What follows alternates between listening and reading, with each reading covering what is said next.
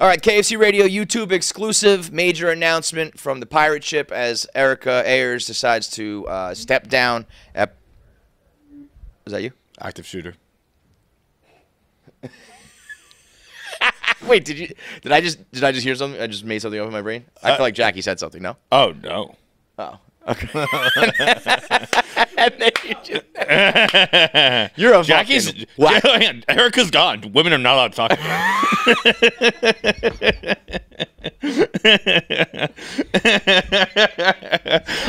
Shut up, Jackie! As a matter of fact, you're fired. Get out. Get out. All right, from the top. I thought for sure Jackie said something there. No, that all stays in. Yeah. Erika Ayers has decided to step down as CEO of Barstool Sports. It's a sad day for us, as she was kind of the person who, almost like the glue that stuck it all together to take it to the level that that it's at today, and a person who, without her, I don't think we ever get to that level. But as time progressed, and especially as Dave bought back the company, and the everything kind of was headed in the direction it was, I feel like it only makes sense for her to kind of move on from a place that I think she's done everything she could do here and had to do here. So it makes sense from my point of view. I haven't really necessarily talked to her about it from what she's feeling, but if it was me, and I came into a place that had a lot of talent and a lot of promise and potential, and what they needed was like structure and business, and I brought that to them and flipped it for $600 million, I would have been like, I'm done here. Yeah. As a matter of fact, I think she probably should have bounced at that point when, it was like I would have been like, that was me. Like, what, and honestly, there's a, of course, it's a content company, and Dave is such a huge part of it all. But it's like there's a very clear before and after at Barstool Sports of Erika when we were, scattered and kind of run around like chickens with our head cut off.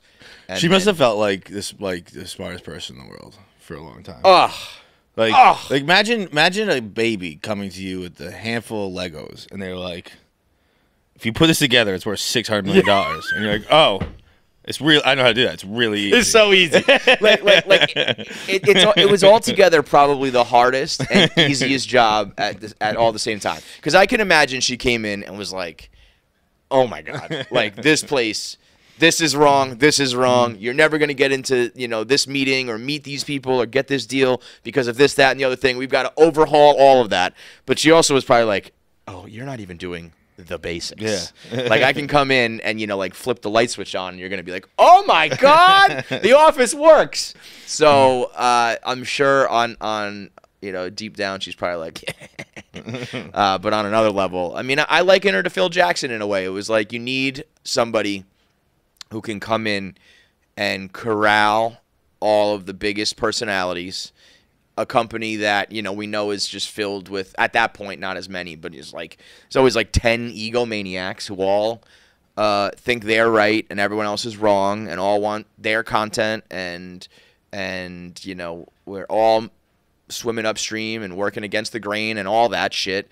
And we're all like either secretly or openly competitive, and you need to come in and make that all, combine and mix up. It really is some Doctor Strange Marvel shit. Like, I really don't know if there's any other scenarios where it all breaks the way that it broke. Yeah. I'm sure there's other smart people that could have come in and worked with Barstool, but she was the CEO that was like the perfect amount of let Barstool and specifically Dave do his thing, but also we got to make a couple changes, and the way that she presented them and went about them, Dave was amenable to them, and we all bought into it. If someone just came in and like dropped the hammer and was like, fuck that, this is not how we do things, we do things my way, it would have never worked. Oh, yeah. If you had someone who came in and if you had someone who came in well, She did try and say, fuck that. We're doing Slack. Slack was her one. Erika's first mission. She failed at this company. That is Don't very forget. true. I mean, at some point, you got to draw a line somewhere. Slack was our line. It was like, all right, we'll stop saying the C word, but we're not getting on Slack. That was, there was a lot of, I think that was a real teachers versus the kids moment. Big time. It came in like everyone's on Slack now. No, we are not. I think we're not. Yeah. How about no? We held firm. I don't know about the rest of the business people, but still to this day. She did get us off Google, though. We weren't on GChat anymore. The GChat gang did die with Erika. She did ruin that game. But I mean, on a personal level, having equity in the company, she came in and worked, especially I think when the Chernin deal and then the Penn deal was going on, I think she worked like around the clock for, weeks on end at the final hours to like get that deal done. And, that me and my family will forever be grateful for that. But I really think it's probably, a thankless job in a lot of ways because there are a lot of other stars around and people like Dave do get a lot of the credit.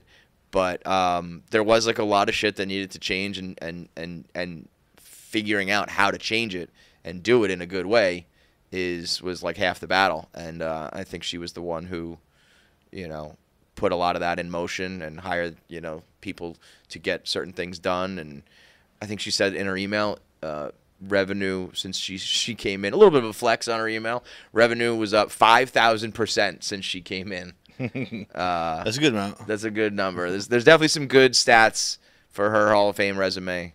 But she also kind of became like, one of the guys almost where it was definitely not, there was definitely times it did not feel like a CEO type. Yeah, Gaz sleeping on her floor was probably about. Not many CEOs letting Gaz sleep on her floor. Even before Gaz is actually at a point where, not even a point, but like he's always been around. Like it's not crazy for Gaz to take a sleep. There was someone who was here back in the day who was like, I think it was Devlin, right? Was it Devlin? I was gonna say YP. No, I think she said Devlin was sleeping. Devlin was sleeping. Devlin actually too was kind of like your guy. Yeah. There was. I remember. Brett Berryman lived with him for a while. Yes, that's who it was. Yeah. Yes, I think she said something about like helping out Devlin, but Brett Merriman was. I think she said Brett Merriman was sleeping in her spare bedroom for a time. Yeah, for a long time. Like I think it was. I don't think it was like, hey, I need to crash here a couple nights. I think it was like I can't find an apartment. Yeah.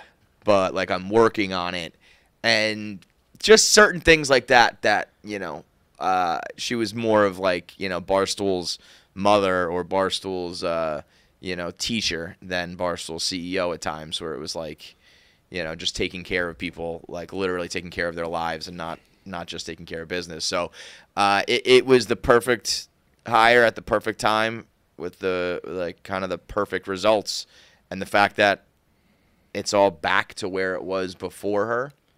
Like she kind of she started here and then she sold it, and like as she leaves, it's back where it was, just on a bigger level, more people, like more money, more exposure, more fame, but it's now back to just like, does Dave run this whole place or what? Is this just Dave's bank account?